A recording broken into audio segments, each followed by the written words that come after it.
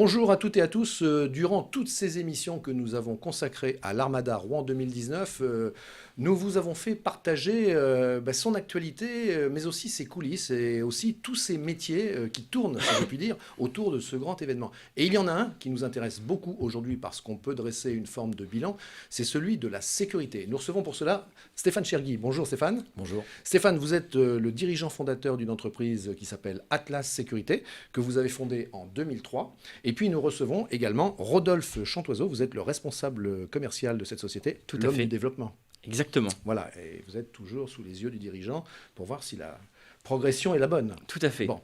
Et on a plaisir d'ailleurs de dire que c'est une entreprise qui se développe et qui se développe bien, puisqu'aujourd'hui, Atlas Sécurité, société régionale, Oui, rouennaise. J'allais dire purement normande, plus que ça. Elle est Rouennaise, eh bien, présente un effectif de l'ordre de 200 équivalents temps plein, 200 fiches de paye à temps plein. Exactement. En dehors d'événements comme l'Armada, bien entendu, où là, l'effectif... Vous allez nous en parler. Et puis, pour que vous puissiez savoir de quelle taille d'entreprise on parle, eh bien, à peu près 7 millions d'euros de chiffre d'affaires. Alors, premier sujet. La sécurité sur l'Armada, on en a beaucoup parlé. On a évoqué d'ailleurs le budget global qui n'est pas celui du contrat avec la sécurité, j'imagine, mais globalement, la sécurité a coûté à peu près 1,5 million d'euros. Le chiffre est officiel, on le connaît. Première question, comment on fait? On a envie de savoir comment on fait pour être la société qui est choisie pour assurer la sécurité sur l'Armada. Et puis ensuite, quels sont d'abord les principes structurants du dispositif? Eh bien, tout d'abord... Alors, comment on est choisi d'abord? Tout d'abord, on répond à une consultation, puisqu'il y avait une commission qui s'était créée au mois d'avril, qui était constituée de 5-6 personnes. Et puis, on leur a présenté notre projet, en mettant, bien entendu, en avant notre identité rouennaise, mais pas seulement, aussi l'encadrement dédié qu'on pouvait mettre en place. Vous aviez beaucoup de concurrents? Nous étions 6 au départ. D'accord. Et on sait, dans ce cas-là, Stéphane Chergui, quand on est choisi, qu'est-ce qui a pesé favorablement? Il semble que l'identité rouennaise était un vrai plus, mais aussi l'engagement et l'envie qu'on avait d'être associé à cet événement qui est quand même quelque chose d'assez incroyable à Rouen. Donc il semble qu'on ait eu une envie supérieure à nos concurrents, en dehors des aspects techniques, bien entendu. Alors, Rodolphe Chantoiseau, j'imagine, vous qui êtes le responsable commercial, j'imagine qu'à l'issue d'un événement comme celui-ci, bien sûr, ça constitue pour vous une référence de choix.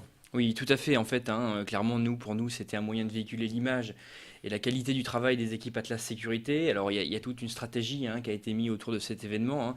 À la fois la sérigraphie des vêtements qui contribue à véhiculer l'image, et puis on a pu mettre en place un dispositif de logo sur l'ensemble de l'événement qui nous permettait de véhiculer aussi un petit peu notre enseigne, tout simplement. Voilà. Alors, en revanche, pour ce qui est du métier pur et dur de la sécurité, Stéphane Chergui, je posais la question tout à l'heure, quels sont les grands principes de base que vous avez retenus et que vous avez appliqués afin de satisfaire votre client, l'organisation de l'Armada, et puis pour être certain que tout allait bien se dérouler? Alors, très concrètement. Oui. Pour l'événementiel, le type d'agent est assez spécifique. En fait, les agents liés aux événementiels ne font souvent que ça, par rapport à d'autres qui peuvent intervenir sur l'industrie ou de la grande distribution. On a beaucoup d'agents qui sont spécifiques événementiels, donc qui travaillent sur Rouen, sur Paris, parce que les événements à Rouen ne sont pas suffisamment conséquents. Mais pour autant, là, on est dans un événement qui est très particulier. Oui, en fait, le gros souci, forcément, c'était la possibilité d'avoir un acte terroriste. C'était le risque majeur. Donc, pour la première fois, c'est la première édition pour laquelle on avait un site qui était totalement fermé avec de la palpation. Ce qui a généré d'ailleurs quelques problèmes de flux. Quelques problèmes de flux dont on a parlé d'ailleurs. Voilà, mais que dans l'ensemble, les gens ont bien pris parce qu'ils avaient conscience que c'était leur sécurité qui était en jeu. Tout simplement. Donc essentiellement de la palpation sur les portes et un peu de sécurité diverses de biens la nuit. Quelles sont, peut-être au plan anecdotique, les situations un peu marginales que vous avez néanmoins pu rencontrer?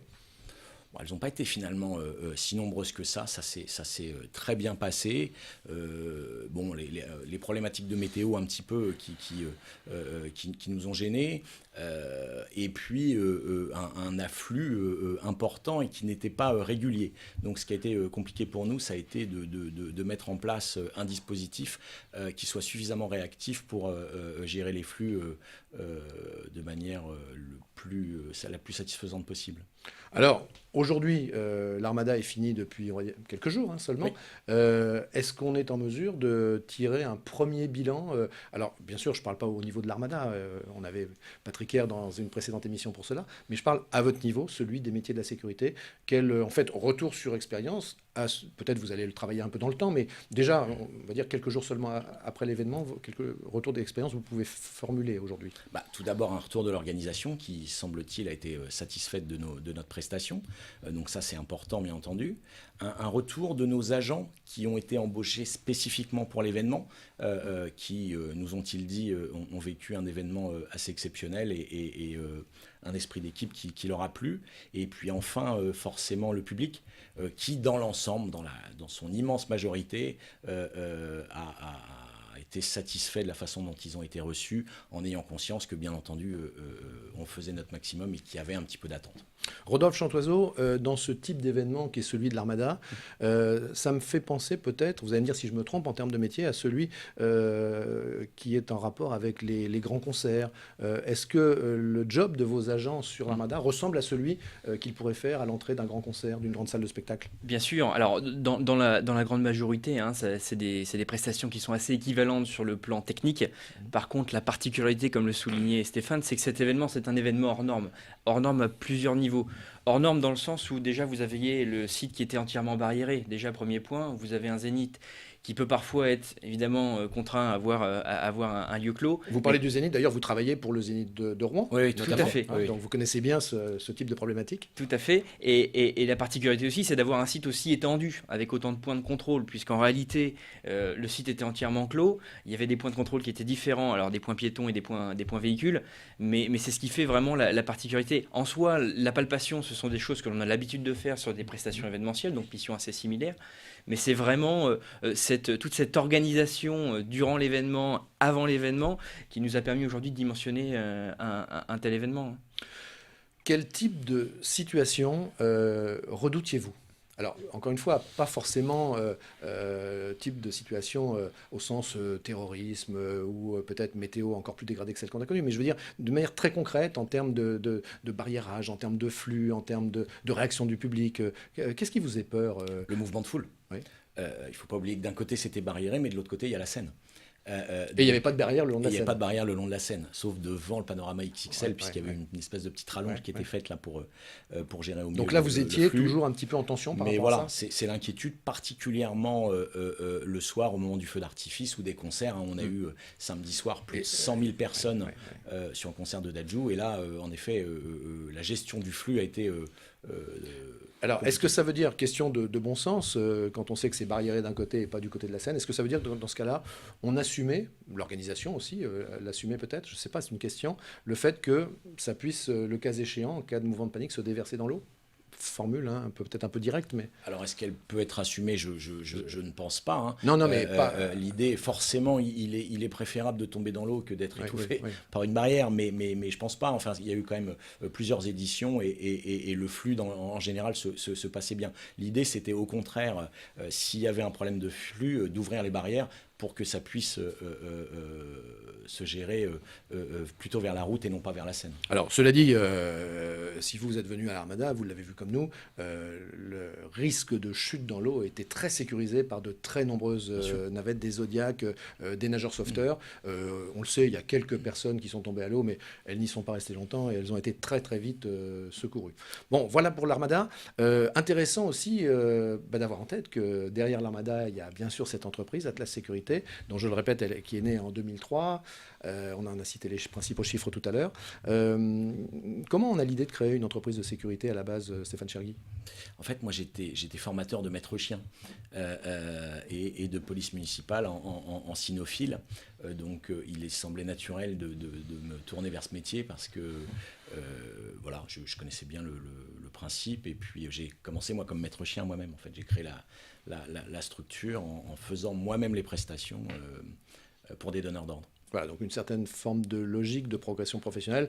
Pour autant, il fallait avoir l'ADN de l'entrepreneur. Bien sûr, mais c'était déjà mon cas puisque j'étais entrepreneur depuis l'âge de 25 ans. Donc, Vous avez un métier qui est principalement, me semble-t-il, de la gestion de l'humain. C'est une caractéristique forte de ce secteur d'activité. Ça ne doit pas être toujours simple de gérer de l'humain comme vous le faites. C'est la problématique majeure. Ouais. Pour nous, une unité de production, une machine, ça se règle. Et quand c'est déréglé, on appelle un technicien pour la régler. L'humain, par définition, est très très loin de ça. Donc on est obligé, et c'est aussi tout l'intérêt du métier, d'aimer l'humain et d'en prendre soin. Intéressant de toujours savoir ce que les entrepreneurs ont dans la tête, et ils ont forcément dans la tête le regard vers l'avenir, l'envie de faire toujours plus, plus loin, plus haut, quelquefois plus vite. On est en 2019, 7 millions d'euros de chiffre d'affaires. Vous visez quoi, par exemple, dans 5 ans ? Nous, ce qu'on veut, c'est garder la dimension humaine. En fait, l'idée n'est pas du tout de concurrencer les grands groupes. D'abord, c'est pas possible. Et puis ensuite, l'ADN de l'entreprise, c'est la proximité avec nos clients, c'est la réactivité. Et pour ça, il faut, pour garder cette fluidité, il faut garder une taille qui soit raisonnable. L'idée, c'est d'ici 5 ans de doubler. Ça serait pas mal. Rodolphe Chantoiseau, vous êtes dans un métier, j'imagine, où l'image de l'entreprise que vous représentez est très importante. Je veux dire par là que quand on fait appel à vous et qu'on signe un contrat avec vous, je pense qu'on doit avoir confiance. Et c'est pour cela que les prestations que vous opérez doivent toujours bien se réaliser. Parce que, encore une fois, finalement, vous allez me dire, dans l'économie, on n'a jamais droit à la faute, mais vous avez encore moins droit à la faute que d'autres. Parce que s'il y a quoi que ce soit dans une mission, j'imagine qu'on se parle, les choses vont vite. Et après, on a des difficultés à faire appel à une entreprise de sécurité pour laquelle on n'aurait pas 100% confiance. L'image est importante.